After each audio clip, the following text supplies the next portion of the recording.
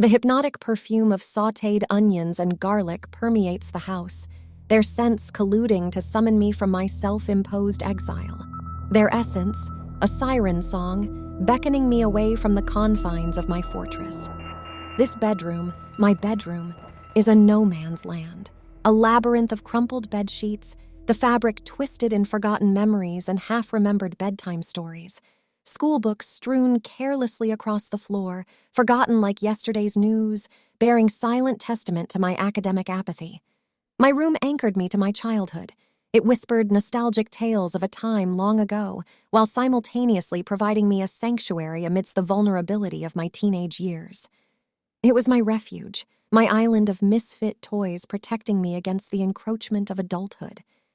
As if on cue, I heard my mother's voice call from downstairs, "Honey, are you coming?" momentarily distracting me from the dread of the night's algebra homework. Her words unintelligible as the power of her voice was restrained against the fragile wooden barrier created by the closed door. But this type of muffled invitation I'd heard thousands of times, and paired with the aforementioned aroma, I knew exactly what it meant. Dinner. With a sigh, I peeled myself out of bed, the melody of my mother's voice springing me from my teenage Alcatraz.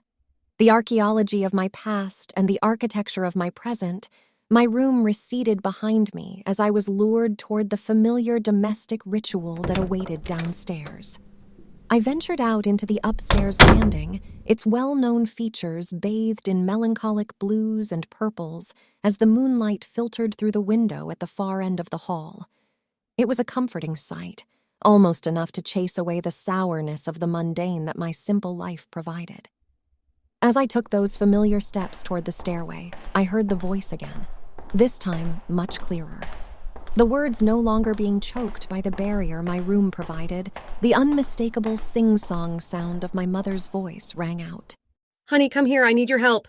I stepped deeper into the upstairs landing, complying. "I'll be right there," I called back. As I walked down the hall, I was caught in the liminal space between my room and the top of the staircase, but living in this transient space was a closet. This closet was normally an unimportant detail of life's backdrop. Today, however, it was as if a spotlight had been thrust upon it, illuminating the shadows within. The crack of the door formed a dark maw, housing a figure, tall and uncomfortably human-like. The sight of it sent shivers rippling through my vertebrae. As I peered at the dark shape behind the door, I heard my mother's voice again. "Don't go down there." But this time it wasn't coming from downstairs. My mother's voice was now firmly rooted in the closet. The happy cadence it normally carried was gone. It had been replaced with a hushed tone, heavy with fear.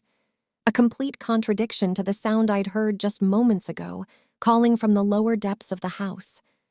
I stopped dead in my tracks, lost in a maze of bewilderment, as the well-defined path of my existence began to dissolve.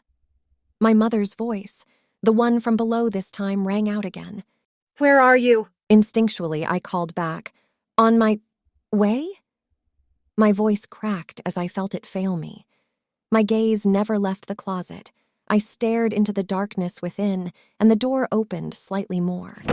I could now see my mother standing in the closet, one hand on the inside knob of the door and the other beckoning me closer.